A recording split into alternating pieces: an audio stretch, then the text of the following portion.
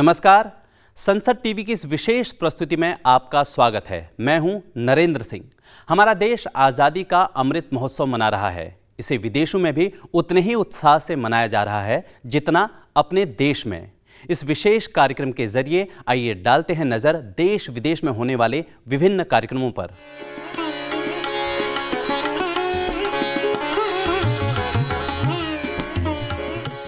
प्रकृति सर्वशक्तिमान है। मानव शरीर प्रकृति के पंच तत्वों से निर्मित है।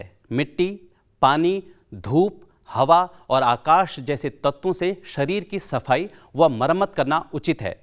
प्राकृतिक चिकित्सा स्वस्थ जीवन बिताने की एक कला और विज्ञान है। यह बिना दुष्प्रभाव के रोग निवारण पद्धति है। इस चिकित्सा पद्धति के प्रति आम जन में जागरूकता फैलाने के उद्देश्य से प्राकृतिक चिकित्सा दिवस मनाया जाता है। इस साल प्राकृतिक चिकित्सा दिवस के दिन रोग मुक्त भारत अभियान की शुरुआत की गई। महात्मा गांधी का रूप धरे ये बच्चे किसी फैंसी ड्रेस प्रतियोगिता का हिस्सा नहीं हैं। ये हमें सीख दे रहे हैं कि गांधी जी की तरह हम सभी को प्राकृतिक चिकित्सा को अपनाना चाहिए और प्रकृति के करीब रहना चाहिए। एक फल रोज खाओ, बीमारी को दूर भगाओ। दरअसल यह दृश्य हैं चौथे प्राकृतिक चिकित्सा दिवस पर आयोजित कार्यक्रम के। 18 नवंबर 2021 को चौथा प्राकृतिक चिकित्सा दिवस मनाया गया।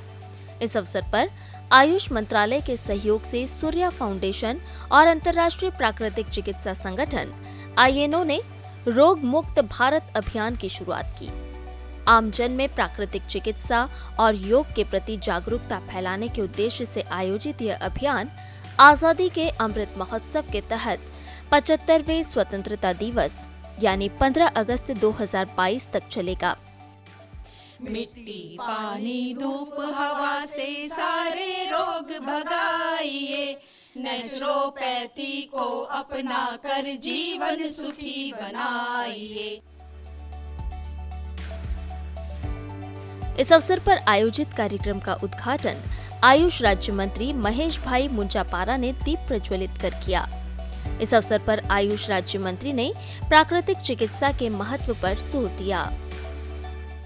स्वातंत्र सेनानियों ने आज़ादी के महासमर में देशवासियों में जिस तरह राष्ट्र प्रेम की भावना का संचार किया था, आज़ादी के अमृत महोत्सव के उपलक्ष्य में 18 नवंबर 2021 प्राकृतिक चिकित्सा दिवस में 15 अगस्त 2022 तक 75वीं स्वातंत्र दिवस तक जनमानस में भारतीय प्राचीन चिकित्सा पद्धति प्राकृतिक चिकित्सा योग के प्रति जन जागृति करने हेतु रोग मुक्त भारत का आयोजन किया जा रहा है। सांसद राजू बिष्ट ने भारत के प्रभावशाली पारंपरिक चिकित्सा पद्धति की चर्चा करते हुए कहा कि आज इसे अपनाना जरूरी हो गया है। कोविड के समय या उसके बाद के काल की अगर हम बात करते हैं तो योग हो, नेचुरोपैथी हो या आयुर्वेद हो या ऑर्गेनिक की बात भी बहुत होती है, होम्योपैथी की बात भी होती है। ये सब बहुत तेज़ी से बढ़ा है। मुझे लगता है हम सब का काम इसके कारण और अधिक बढ़ गया है और भारत इन सब की जननी है और इस बात के लिए हम सबको गर्व भी है कि आज जो भारत की अच्छी चीज़ है, हमें क्योंकि बचपन से यही पढ़ाया गया कि जो वेस्टर्न साइड में जो चीज़ होती है वो सबसे अच्छी होती है, इसीलिए हम जरा सब कुछ बहुत लेट से करते हैं। लेकिन दुनिया के बहुत विकसित और बहुत तेज़ गति से आगे बढ़ रहे देश भी आज भारत की इस इलाज पद्धति या इस नेचुरोपैथी या योगा को जो है आज प्रैक्टिस करती है और उसको मानती भी है। इस अवसर पर सूर्या फाउंडेशन एवं INO के चेयरमैन पद्मश्री जयप्रकाश अग्रवाल ने आयुष मंत्रालय के कार्यों की सराहना की। जब से मोदी जी आए हमें आशा की किरण लगी। उनके शुरू के दिनों के बौद्धिक भाषण सुनने से लगा ये थोड़े अलग तरह के व्यक्ति हैं। इनमें क्षमता है, उत्साह है, देश के लिए कुछ करने की तमन्ना है। अब हमें ट्राई करना चाहिए। जैन मुनि आचार्य लोकेश ने प्राकृतिक चिकित्सा को अपनाने पर जोर दिया। साथ ही उन्होंने जीवन में धैर्य और संयम की जरूरत पर भी बल दिया।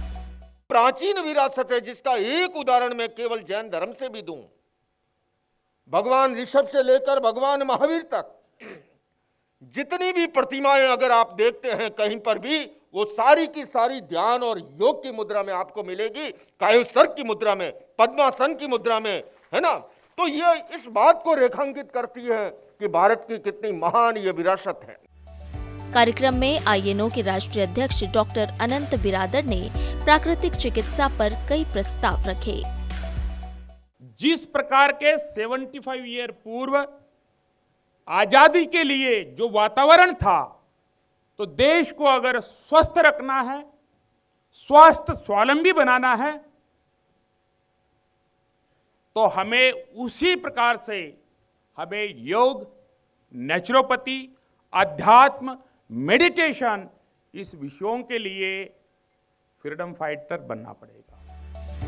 इस अवसर पर प्राकृतिक चिकित्सा क्षेत्र में प्रशंसनीय कार्य करने वाले और अपने जीवन को इस कार्य में न्यौछावर करने वाले व्यक्तित्व को सम्मानित भी किया गया।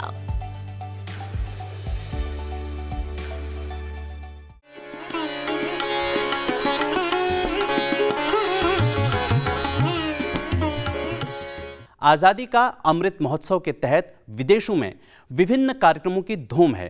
डालते हैं एक नजर अमृत महोत्सव के ग्लोबल सेलिब्रेशन पर।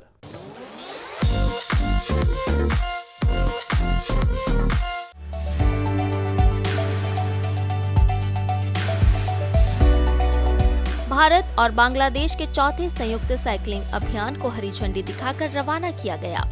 संयुक्त साइकिलिंग टीम को 15 नवंबर की सुबह जशोर के उस्मानी स्टेडियम से झंडी दिखाकर रवाना किया गया। इस साहसिक अभियान में 30 जवान शामिल हुए। भारत ने बांग्लादेश के माहीगंज स्थित गर्ल्स स्कूल और कॉलेज में शिक्षण के लिए मोइत्री नाम की बहुमंजिला इमारत को समर्पित किया। पिछले दिनों आजादी के अमृत महोत्सव के तहत भारत के काशी विश्वनाथ से नेपाल के पशुपतिनाथ तक की बाइक रैली निकाली गई। पशुपतिनाथ काशी विश्वनाथ अमृत महोत्सव के नाम से आयोजित इस रैली की शुरुआत काशी विश्वनाथ से हुई। विदेशों में योग की लोकप्रियता देखते बनती है। हंगरी में भी वार्षिक योग सम्मेलन का आयोजन कर अमृत महोत्सव मनाया गया। इस सम्मेलन में बड़ी संख्या में योग स्कूलों ने भाग लिया। भारतीयों के आगमन के 161वीं वर्षगांठ और अमृत महोत्सव के अवसर पर दक्षिण अफ्रीका में वृक्षारोपण किया गया। इस्तांबुल में 12 नवंबर को गोंड पेंटिंग पर आधारित एक वर्कशॉप का आयोजन किया गया। जनजातीय गौरव दिवस और अमृत महोत्सव के तहत इस कार्यक्रम का आयोजन किया गया था। बेल्जियम में मनाया गया अमृत महोत्सव सेलिब्रेटिंग इंडिया @75 के तहत ब्रुसेल्स स्थित भारतीय दूतावास ने #यूरोपियन योगा इंस्टीट्यूट के सहयोग से 13 से 14 नवंबर को भारतीय दूतावास में एक योग कार्यशाला का आयोजन किया। यूनान के पैरगोस में स्कूल के बच्चों ने वंदे मातरम गाकर अमृत महोत्सव सेलिब्रेट किया।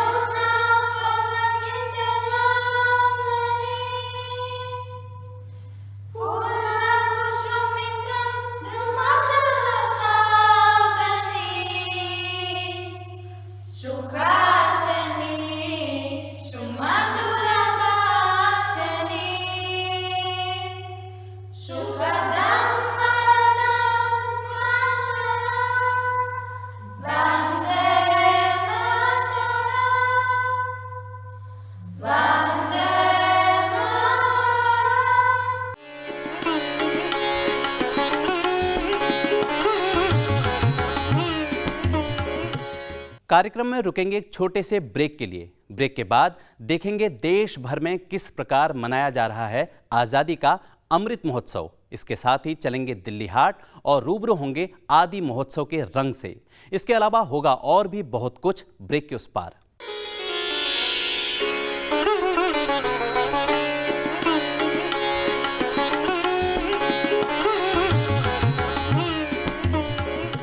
ब्रेक के बाद हमारी इस विशेष प्रस्तुति में आपका स्वागत है। इस कार्यक्रम के जरिए देश और विदेशों में होने वाले अमृत महोत्सव से जुड़े विभिन्न कार्यक्रमों की झलकियां हम आप तक लेकर आते हैं।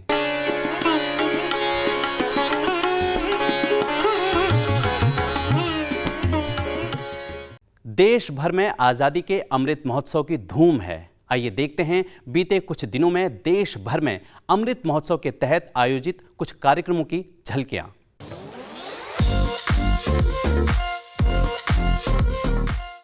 बच्चों के अधिकार और पोषण पर आधारित एक विशेष सप्ताह का आयोजन किया गया। महिला एवं बाल विकास मंत्रालय, कानून और न्याय मंत्रालय और विदेश मंत्रालय के सहयोग से आयोजित इस सप्ताह के दौरान समृद्ध और नए भारत की समृद्धि और विकास के लिए बच्चों ने संकल्प लिया। 52वें भारतीय अंतर्राष्ट्रीय फिल्म समारोह 20 से 28 नवंबर तक गोवा में आयोजित किया गया। इस बार इस समारोह का प्रसारण सोशल मीडिया पर भी किया गया। IFFI को international federation of film producers association से मान्यता प्राप्त है। इसे एशिया के सबसे पुराने और भारत के सबसे बड़े अंतर्राष्ट्रीय फिल्म समारोहों में से एक माना जाता है। हर साल इस महोत्सव के दौरान चलचित्र संबंधी कुछ बेहतरीन कार्यों को सराहा जाता है और भारत एवं दुनिया भर की सर्वश्रेष्ठ फिल्में दिखाई जाती हैं। यह साल भारतीय सिनेमा के दिग्गज सत्यजीत रे की जन्मशती वर्ष है। महोत्सव के दौरान उन्हें श्रद्धांजलि अर्पित की गई। भारत की आजादी की 75वीं वर्षगांठ और सत्यजीत रे की 100वीं जयंती के उपलक्ष्य में यह निर्णय लिया गया कि IFFI के लाइफ टाइम अचीवमेंट अवार्ड को अब से सत्यजीत रे लाइफ टाइम अचीवमेंट अवार्ड कहा जाएगा। इस साल यह सम्मान हॉलीवुड फिल्म निर्माता निर्देशक मार्टिन स्कॉर्सेस और हंगरी के फिल्म निर्माता स्टीवन जाबो को प्रदान किया गया। वहीं लोकप्रिय अभिनेत्री और सांसद हेमा मालिनी को Indian film personality of the year 2021 पुरस्कार से सम्मानित किया गया। बिरसा मुंडा की जयंती के अवसर पर जनजातीय गौरव दिवस मनाया गया। इस अवसर पर भोपाल के जम्बूरी मैदान में जनजातीय गौरव दिवस महासम्मेलन का आयोजन किया गया। महासम्मेलन का उद्घाटन प्रधानमंत्री नरेंद्र मोदी ने किया।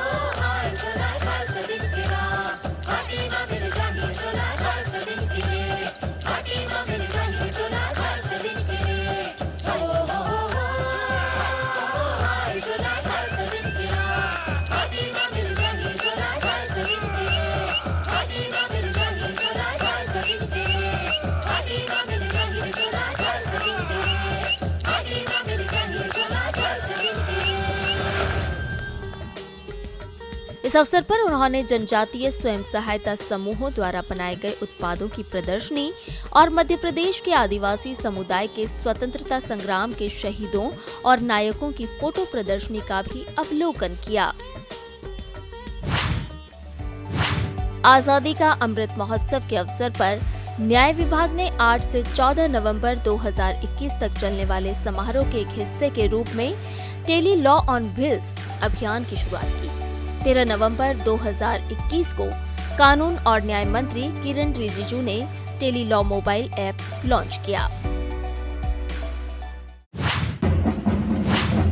रानी लक्ष्मीबाई की जयंती के अवसर पर झांसी में चल रहे 3 दिवसीय झांसी जलसा उत्सव के समापन कार्यक्रम में प्रधानमंत्री शामिल हुए। प्रधानमंत्री नरेंद्र मोदी ने झांसी में राष्ट्र रक्षा समर्पण पर्व में रक्षा क्षेत्र में कई नई शुरुआत की और उसे राष्ट्र को समर्पित किया। पीएम ने अपने संबोधन में कहा, क्रांतिकारियों की काशी है झांसी। आज भारत अपनी सेनाओं को आत्मनिर्भर बनाने के लिए काम कर रहा है। भारत में अब 90% रक्षा उपकरण बनाए जाएंगे। उत्तर प्रदेश के झांसी में महारानी लक्ष्मीबाई के जन्मोत्सव का झांसी जलसा बुधवार से शुरू हुआ। इस 3 दिवसीय राष्ट्र रक्षा समर्पण पर्व और सेना की शस्त्र प्रदर्शनी का उद्घाटन रक्षा मंत्री राजनाथ सिंह ने किया। आजादी का अमृत महोत्सव के अंतर्गत इस 3 दिवसीय राष्ट्र रक्षा समर्पण पर्व के शुभारंभ के अवसर पर यूपी के मुख्यमंत्री योगी आदित्यनाथ भी मौजूद रहे।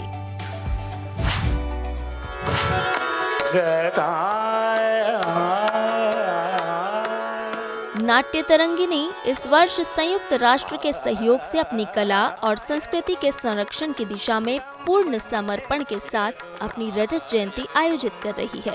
ओम नमो भगवते वासुदेवाय। ओम नमो भगवते वासुदेवाय। ओम नमो भगवते वासुदेवाय।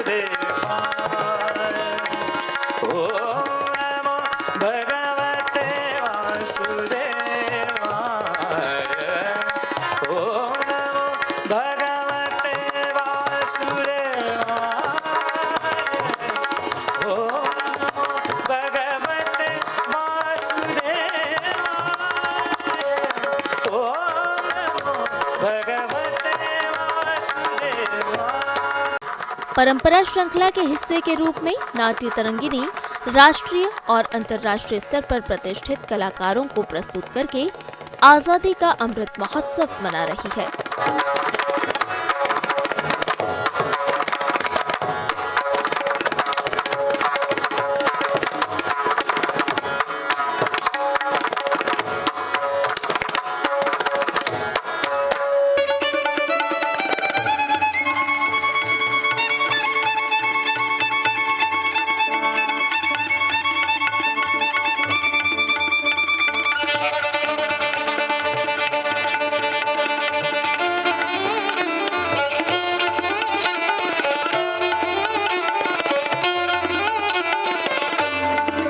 बारह से 21 नवंबर तक आयोजित यह कॉन्सर्ट एक साथ राजा राधा रेड्डी पर लाइव स्ट्रीम किए जाएंगे।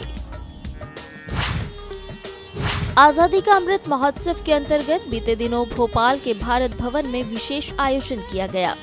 11 से 18 नवंबर तक आयोजित इस कार्यक्रम का नाम था संस्कृति और प्रकृति।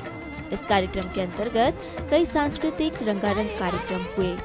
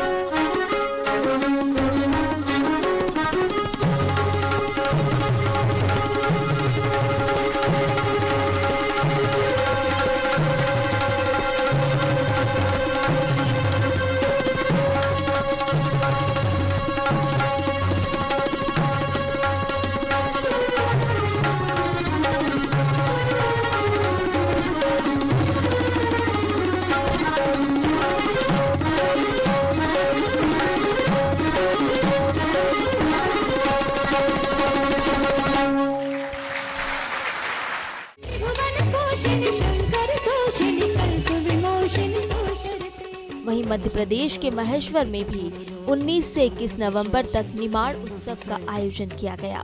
इस अवसर पर अलग अलग राज्यों से आए आदिवासी कलाकारों ने अपनी प्रस्तुतियां दी।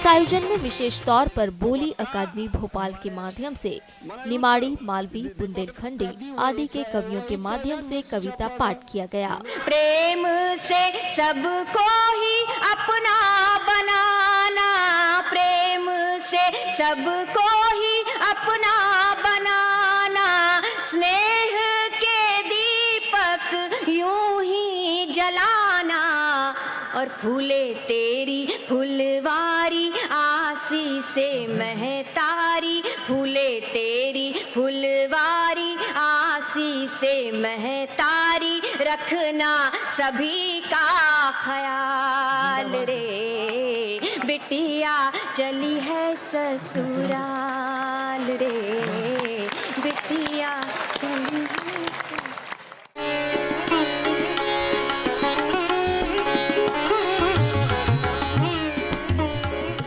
इन दिनों दिल्ली हाट की रौनक देखते बन रही है। वहां आदिवासी समुदायों की समृद्ध संस्कृति का रंग बिखरा हुआ है। जी हां, यह अवसर है आदि महोत्सव का। दिल्ली के INA स्थित दिल्ली हाट में 15 नवंबर से प्रारंभ इस महोत्सव का आनंद 30 नवंबर 2021 तक लिया जा सकता है। महानगर के बीचों बीच स्थित एक ऐसी जगह जहां आकर आप देश के विभिन्न राज्यों की कला और संस्कृति को नजदीक से महसूस कर सकते हैं। इसी दिल्ली हाट में देश की आदिवासी कलाओं और आदिवासी कलाकारों के सम्मान में आदि महोत्सव का आयोजन हुआ। इस महोत्सव में देश के विभिन्न कोनों से आदिवासी कलाकार अपनी कला के साथ पहुंचे। देखिए ओडिशा की खूबसूरत पट्टचित्र कलाकारी।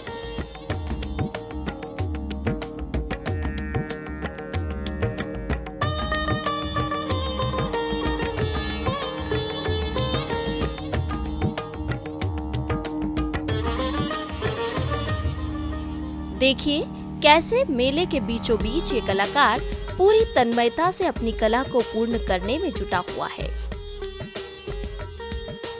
एक ओर जहां हिमाचल से अपने साथ पारंपरिक रूप से बने ऊन और हाथ से बुने स्वेटर लेकर ये महिलाएं आई थी, तो वहीं मध्य प्रदेश के झाबुआ जिले से अपने साथ हाथों से बनी गुड़िया ये भील कलाकार लाए थे।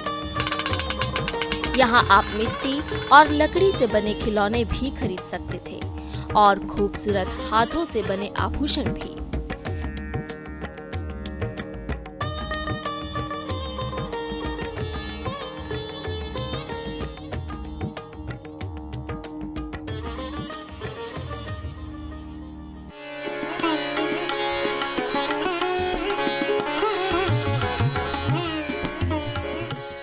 पिछले एपिसोड में सवाल पूछा गया था, राष्ट्रगान गाने की आदर्श अवधि क्या है? सही जवाब है 52 सेकेंड। आइए देखते हैं एक छोटी सी एवी राष्ट्रगान के बारे में। गुरुदेव रविंद्रनाथ टैगोर का लिखा हुआ भारत का राष्ट्रगान जन गण मन को गाए जाने की आदर्श अवधि 52 सेकेंड है। राष्ट्रगान को पहली बार 27 दिसंबर 1911 को भारतीय राष्ट्रीय कांग्रेस की कोलकाता सभा में गाया गया था। संविधान सभा ने जन गण मन को भारत के राष्ट्रगान के रूप में 24 जनवरी 1950 को अपनाया गया।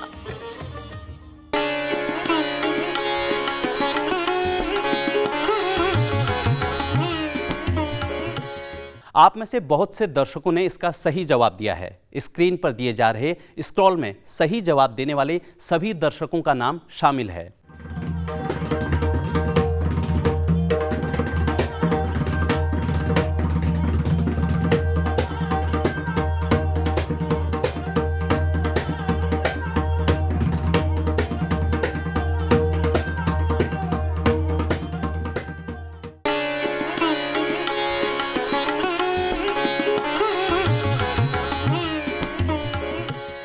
अब बारी है आज के सवाल की। संविधान की पृष्ठ संख्या 3 पर कब की और किसकी तस्वीर बनी हुई है? आप अपना जवाब नीचे दिए गए ईमेल आईडी पर भेज सकते हैं। हमारा यह कार्यक्रम आपको कैसा लगा यह भी जरूर बताएं। आप हमें स्क्रीन पर दिए जा रहे पते पर भी फॉलो कर सकते हैं। नमस्कार।